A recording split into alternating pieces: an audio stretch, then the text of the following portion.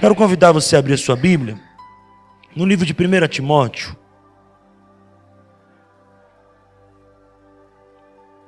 Segunda Timóteo, capítulo 1.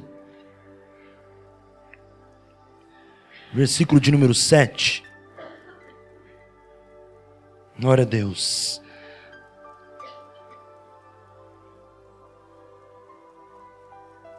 Aleluia.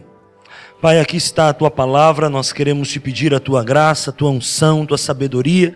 Pedimos a Deus discernimentos para compreender a Tua palavra, os Teus mistérios que trazem vida ao nosso coração, que nos levantam para cumprir o propósito, que tudo aquilo que é contrário à Tua vontade caia por terra, que a nossa mente, nosso coração esteja aberto para receber da Tua doce palavra, em nome de Jesus. Quantos creem, diz amém? Se você achou, diz amém. Amém. Se você não achou, está sem Bíblia, você pode acompanhar aqui, ou quem está ao seu lado. A Bíblia diz assim: porque Deus não nos deu espírito de temor, mas de fortaleza, algumas versões força, amor e moderação. Amém, queridos? Eu quero meditar esta noite sobre desafiados para poder crescer. Quero falar um pouco sobre o reino de Deus. Em primeiro lugar, Deus não trabalha com acomodados. Deus não trabalha com pessoas paralisadas. Deus é um Deus de desafio. E Deus honra o desafio daqueles que se autodesafiam e dão um passo à frente para dizer: eu quero mais de Deus para a minha vida. Deus, Ele trabalha com desafios. Deus não chamou ninguém que estava dormindo: acorda porque eu quero te usar. Ele chama um Pedro pescador. Ele chama um Gideão malhando trigo no lagar. Ele chama um Davi pastor de ovelha. Ele é um Deus que trabalha com o movimento. Deus é um Deus que trabalha com o movimento. E a palavra motivação quer dizer ação que nos movimenta. O motivo para agir. E quando nós somos desafiados a poder crescer. Desafiado a sair de uma zona de comodismo, de uma zona de conforto, para entrar no propósito maior de Deus sobre a nossa vida. Quando Deus estava, através de Jesus, ordenando os discípulos que pudessem ali entrar no barco e sair à noite para andar e pescar, o Senhor conhece todas as coisas, sabia que aqueles discípulos iriam enfrentar uma tempestade. E Jesus, com a sua didática fenomenal, deixa eles enfrentar praticamente 9 horas de desafio. Até que na quarta vigília da noite, às 3 da manhã, ele começa a vir em direção aos discípulos andando por sobre as águas.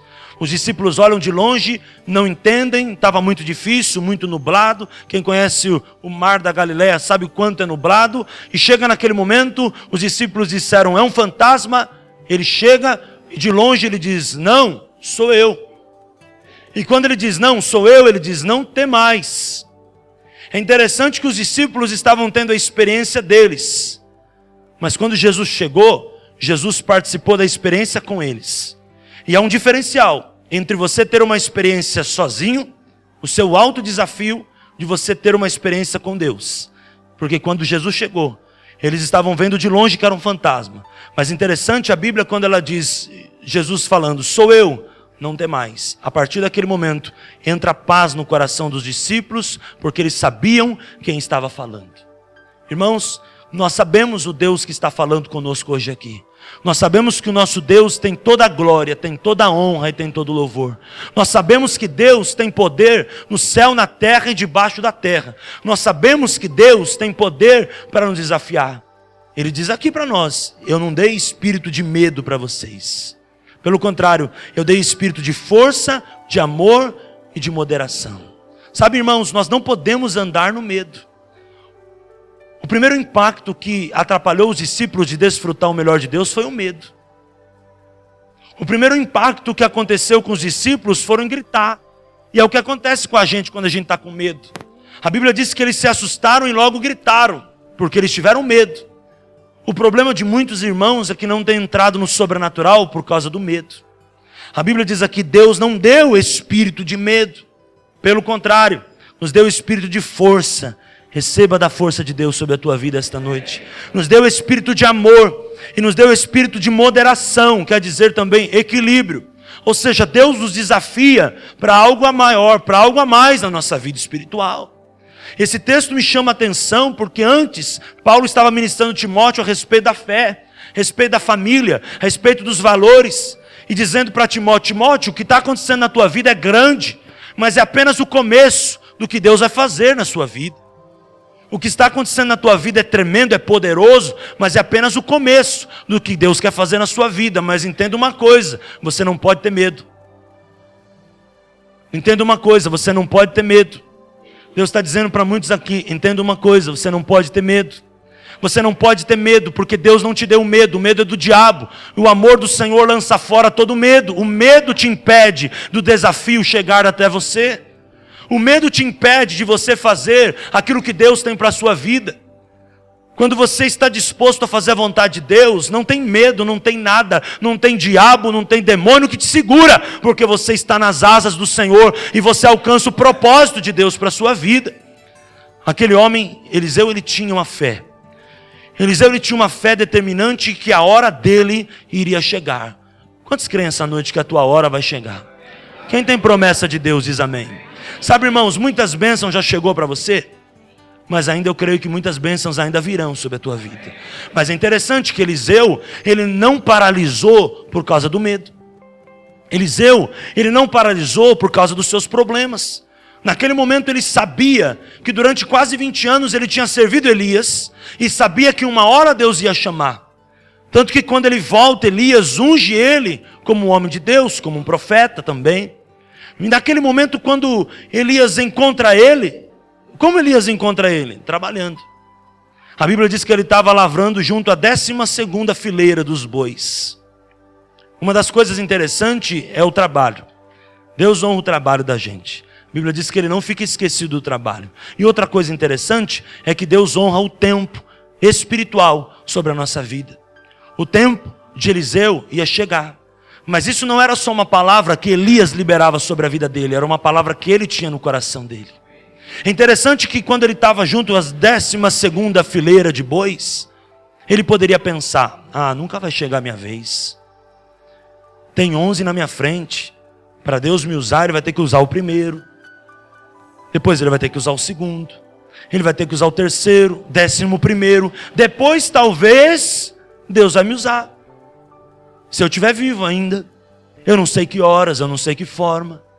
Mas irmãos, Deus honra o alto desafio de Eliseu. Ele estava trabalhando, mas ele estava olhando para a promessa.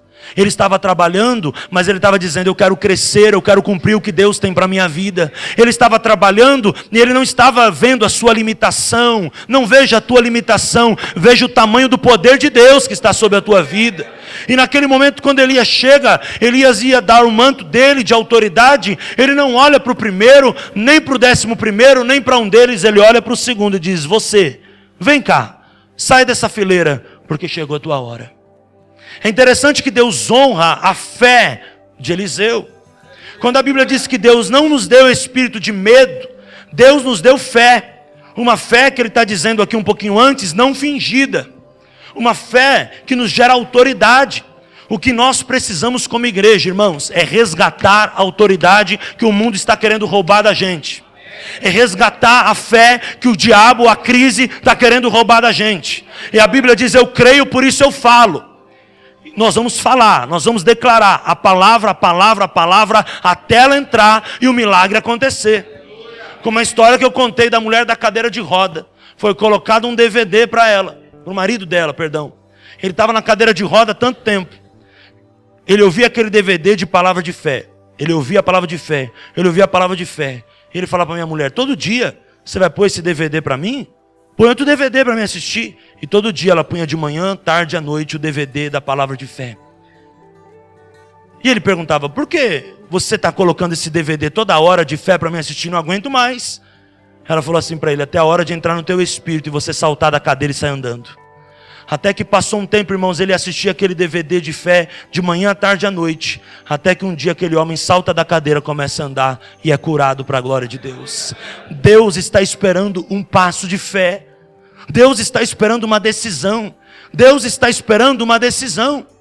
Aquele homem, Pedro, teve a sua característica negativa de ter medo. Mas diante dos discípulos ele foi o mais ousado. Porque os discípulos todos no barco em Mateus 14 estavam no anonimato. Viram um fantasma, ficaram lá, todo mundo sentado, tempestade, a onda balançando, e ficaram no anonimato. Mas interessante que Pedro foi à beira do bar e disse: se és tu, manda ter contigo. O camarada foi ousado. E Deus honrou. Deus falou muita coisa. Vem. É o que você quer, vem.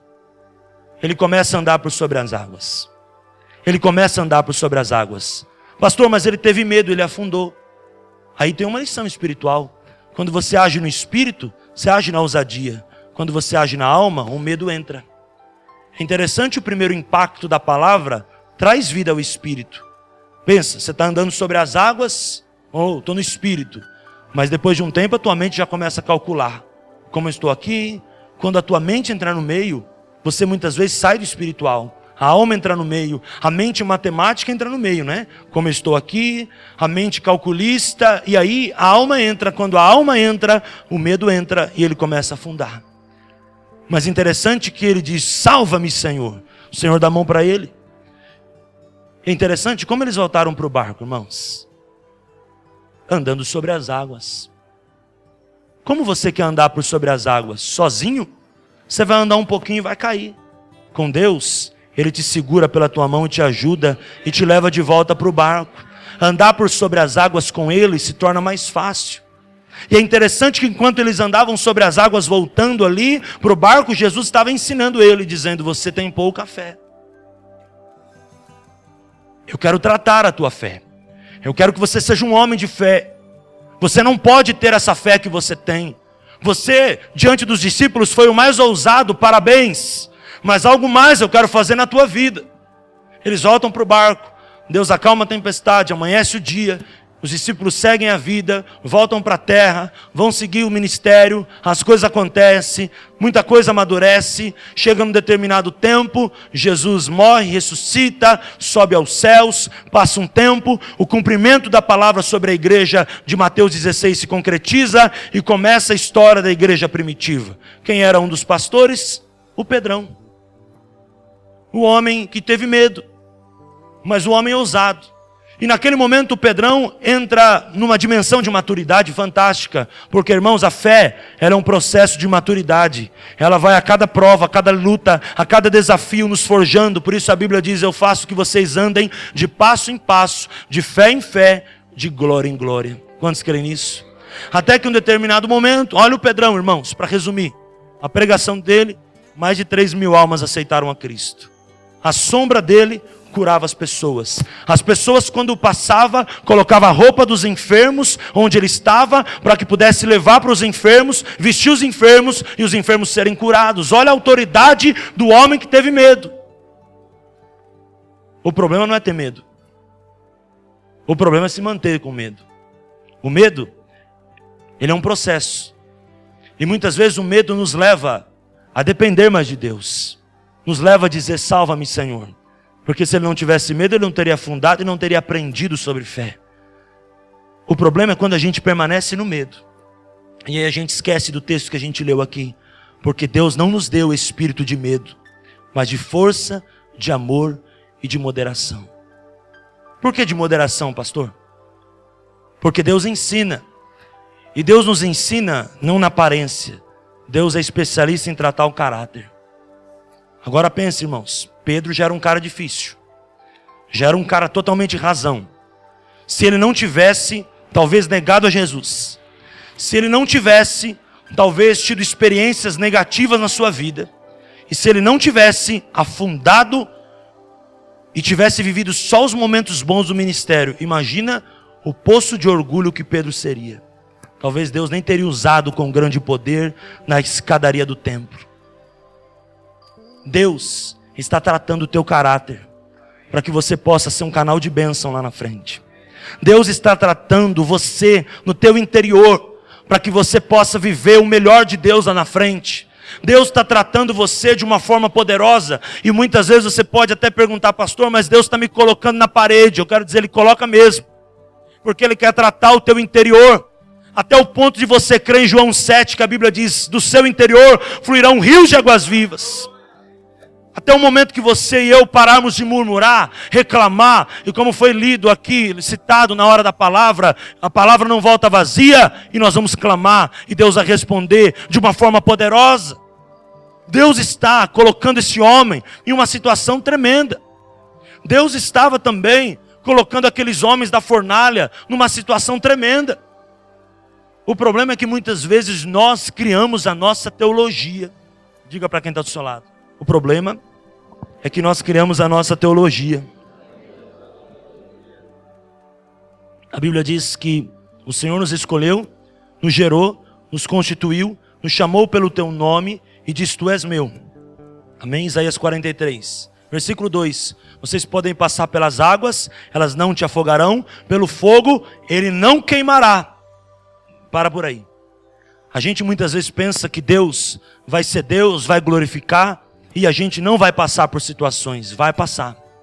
A situação é o processo de treinamento do caráter. Pedro teve que passar pelas águas, mas as águas não afogaram. Os 3 homens na fornalha, Sadraque, Mesaque e Abednego, tiveram que passar pelo fogo. Mas na hora que olharam para eles, viram dentro da fornalha o 4º homem. Deus prometeu: você vai passar pelo fogo, mas não vai ser queimado. Esta noite o 4º homem está com você na tua fornalha. Esta noite Deus manda te dizer que o 4º homem está com você no meio da tua luta. Deus está com você porque Ele é socorro bem presente na hora da angústia. E no meio da tua luta, Deus está com você.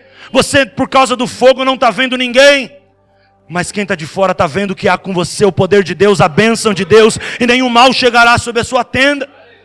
É interessante a palavra que diz lá, você pode ler com calma, Daniel 3, de 12 a 30, que talvez o versículo 22, 23 cita bem claro, que aqueles que foram conduzir os 3 à fornalha morreram. Por que morreram? Por causa do bafo da fornalha. Os 3 suportaram o bafo, suportaram a fornalha e não morreram. O segredo é passar pela fornalha, mas é crer que dentro da fornalha o 4º homem se manifestará e nos protegerá, e nenhum mal chegará sobre a nossa vida. Muitas vezes a gente fala: Senhor, me poupa disso. Deus muitas vezes não vai poupar. Deus vai te ensinar no meio da fornalha, no meio do rio, que Ele é Deus sobre a tua vida, que Ele é poderoso, Ele é tremendo, e Ele vai te desafiar para poder sair do seu comodismo e entrar na fé do Filho de Deus. Aquele que começou a boa obra. Voltando à história de Pedro, aquele que falou: Pedro, você não será mais pescador de peixe, a partir de agora você será pescador de alma. É fiel para completar. Quem foi o Pedro? Quem foi o homem de Deus que foi Pedro? Quantos milagres Deus não fez através da vida de Pedro? Quantas bênçãos Deus não fez através da vida do Pedro? Aquele que começou a boa obra. O que eu aprendo? Nós não podemos desprezar os pequenos começos. Você não pode desprezar o pequeno começo. Jó já estava olhando para o final, dizendo: meu Deus, nunca vai acontecer nada na minha vida. Meu Deus, que situação horrível. Deus falou: Jó, aprenda uma coisa. Eu digo para você e para mim, possamos aprender como Jó aprendeu. O teu estado inicial é pequeno, mas o teu último estado sobressairá. Calma, o teu tempo vai chegar, Jó. Calma, o teu tempo vai chegar. Agora, indo lá para o final do livro de Jó, 42, 2, ele diz: bem sei eu que tudo podes. O cara que estava em dúvida, agora já tinha certeza. E nenhum dos seus planos podem ser frustrados. O homem que estava em dúvida, agora tinha certeza que Deus completava a obra na vida dele. O homem que estava ali no conflito porque sua família estava perdida, sua saúde estava perdida, suas finanças estavam perdidas, seus bens estavam perdidos. No final da vida ele diz: bem sei eu, Senhor, que tudo podes e nenhum dos seus planos podem ser frustrados. Deus, quando está olhando para mim e para você, Ele não está olhando agora. Ele está olhando lá na frente. Receba isso no seu coração. Não tenha medo. Tenha esse Espírito de Deus. O Espírito que te faz andar sobre as águas. O Espírito que te faz passar pela tempestade. Te faz passar pelas águas, te faz passar pelo fogo. Mas eu digo para você, em todos os momentos, Deus está no controle. Deus está no controle. Pastor, estou na água. Deus está no controle. Pastor, estou no fogo. Deus está no controle. Meu casamento está no fogo, Deus está no controle. Minha vida espiritual está na água, Deus está no controle. Meu ministério está no fogo, Deus está no controle. Está passando uma situação, uma luta lá em casa, está passando uma tempestade, Deus está no controle. Não despreze os pequenos começos. Deus está no controle. Você ainda está chorando por uma situação? Você vai rir de tudo isso. Vai chegar um dia que você vai falar, poxa vida, hein? Poxa vida, eu fiquei angustiado por causa daquilo, hein? Poxa vida, eu fiquei tão apreensivo por causa daquele papel, daquela situação, e Deus fez assim e me deu vitória. Basta uma palavra tua, o homem diz, e o meu servo será curado. É uma palavra de Deus que vai mudar a tua sentença. Hoje você não está entendendo nada, mas lá na frente você vai entender. Você vai entender esse texto de uma forma poderosa, que Deus não te deu o espírito de medo. Deus te deu o espírito de força, de amor e de moderação. Pedro se torna um homem forte, um homem que amava e um homem equilibrado. O propósito de Deus é sermos equilibrados. O equilíbrio faz parte da nossa vida. É o prumo da nossa construção. Nossa vida é uma construção, uma obra de Deus. Ele mesmo nos chamou de obra. Ele mesmo nos chamou de fruto das suas mãos. Esse texto, quando diz de equilíbrio, eu entendo que é como uma obra, uma parede a se construir. Ela precisa ter o seu prumo, que vai dar alinhamento a ela, para o crescimento dela ser correto. Se eu e você não tivermos algumas provas, é como se estivéssemos sendo construídos sem prumos. Se eu e você não passássemos por alguns desertos, é como se a parede estivesse sendo construída sem prumo. Se nós chegamos aonde chegamos, ou vamos chegar aonde temos que chegar, é porque Deus está com o seu prumo, com a sua mão forte e poderosa, nos sustentando, nos guardando, nos protegendo e nos levando ao centro da sua vontade. Viver a vontade de Deus não é dar tudo bem. Viver a vontade de Deus é dizer, Senhor, é a boa, perfeita e agradável. Se é boa, perfeita e agradável, é a tua vontade, eu tomo posse. Ah, pastor, mas eu pensei que ia dar tudo bem. Vai dar tudo bem. Mas talvez agora você precisa mudar a tua mentalidade. A Bíblia diz, renove o teu entendimento, para que possais experimentar qual seja a boa, qual seja a perfeita, qual seja a agradável vontade de Deus. As coisas somente acontecem na sua vida, na minha vida, a partir do momento que eu digo, Senhor, o teu reino é a tua vontade. Eu quero o teu reino na minha vida.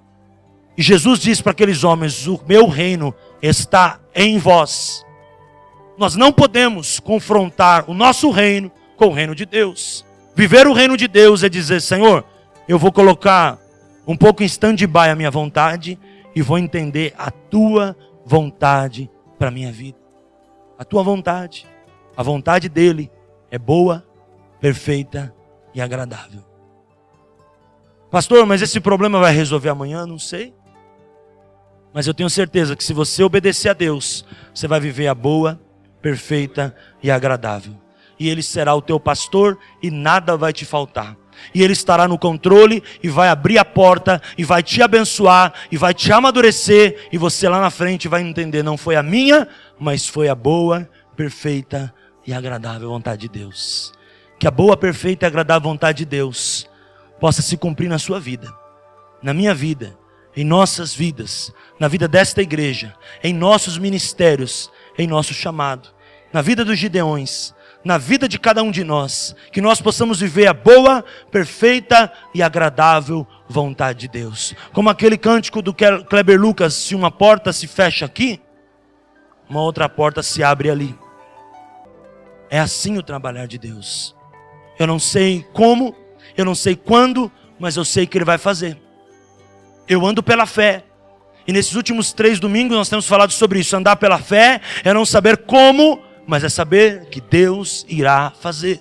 Porque a palavra de Deus não volta vazia. Está escrito, está escrito, está escrito, está escrito. Eu vou vencer a minha batalha não com a minha arma, com a arma de Deus, a palavra. Está escrito. Jesus foi tentado 3 vezes, e 3 vezes ele respondeu, está escrito. Eu não posso vencer minha tentação, mas nele eu sou forte para vencer a tentação. Nele eu me fortaleço, e eu uso a palavra, e a palavra tem poder, a palavra é viva e eficaz. A fé é como ouro provado no fogo, diz 1 Pedro. Eu vou viver a palavra, eu vou viver pela fé, e eu vou dizer, está escrito, está escrito. Mas o exame deu o contrário, pastor. Você vai olhar o exame ou vai olhar a palavra?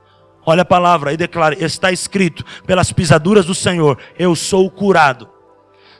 Senhor, mas eu estou passando por um problema na minha família, meus filhos. Está escrito, teus filhos serão como flecha na mão do guerreiro, não serão para perdição. Está escrito. Meu casamento está com problema, está repreendido, Senhor. A tua palavra diz, está escrito. Eu e minha casa serviremos ao Senhor. Está escrito, aleluia. Está escrito, glória a Deus. Está escrito, eu criei, por isso eu falei. Eu falo, já falei sobre isso domingo passado, é um exercício de fé. Quanto mais eu falo, mais aquilo entra no meu espírito, mais eu gero no mundo espiritual, mais as coisas começam a acontecer, porque eu declaro, eu profetizo, e a Bíblia diz que o dom da profecia está acima do dom de línguas, e eu profetizo, porque eu profetizo, acontece, está escrito, está escrito, está escrito, a sua vida está escrita, os teus problemas está escrito, as tuas respostas está escrito. Pastor, mas cadê minha resposta? Deus já deu. Deus já deu. Ah, pastor, mas eu não vi ainda. Porque ainda você não recebeu e não entendeu que a boa vontade, boa, perfeita e agradável vontade de Deus vai se cumprir na sua vida. Está escrito. Bendito Deus e Pai de nosso Senhor Jesus Cristo, que já passado nos abençoa. Você já está abençoado. Você já tem resposta de Deus. Toda sorte de bênção nas regiões celestiais e espirituais em Cristo está escrito. Se está escrito, eu já sou abençoado. Quantos são abençoados? Diz amém. Está escrito, eu sou abençoado. Eu sou abençoado. Irmãos, assim andar pela fé. Eles não viram, mas eles ouviram. Existem momentos que nós não vamos ver, mas nós vamos ouvir. Existem momentos que nós não vamos ouvir, mas nós vamos ver. Mas nós temos que saber quem Ele é. E saber que na hora que Ele vem, Ele sempre vai trazer uma palavra de ânimo para nós. Ele não exortou os discípulos. Ele diz, não temais. Esta noite, deixa essa palavra sobre nós. Não temais. Não temais. Porque o Senhor Jesus está no controle. Não temais, não temais, não temais, não temais, não temais. Receba isso no teu coração. Não temais, deixa isso entrar no teu espírito. Não temais, deixa isso trazer vida para o teu corpo. Não temais, deixa isso levantar a tua alma. Não temais, não temais, não temais. Jesus diz, sou eu. Não temas, não temais. Não tememos, Senhor. Não tememos, ó Deus, porque o Senhor está no controle. Podemos passar pelo meio de um batalhão, um exército, mas a tua palavra diz, todavia o Senhor nos livrará e nos poupará, segundo Samuel. Senhor, ali está escrito que o Senhor livra a gente, Senhor, como diz em Salmo 91, do laço do passarinheiro, da peste perniciosa. Senhor, está escrito, e nós usamos a fé, temos fé e chamamos a existência, através da nossa intercessão nessa hora, a tua boa, perfeita e agradável vontade do Senhor para a nossa vida.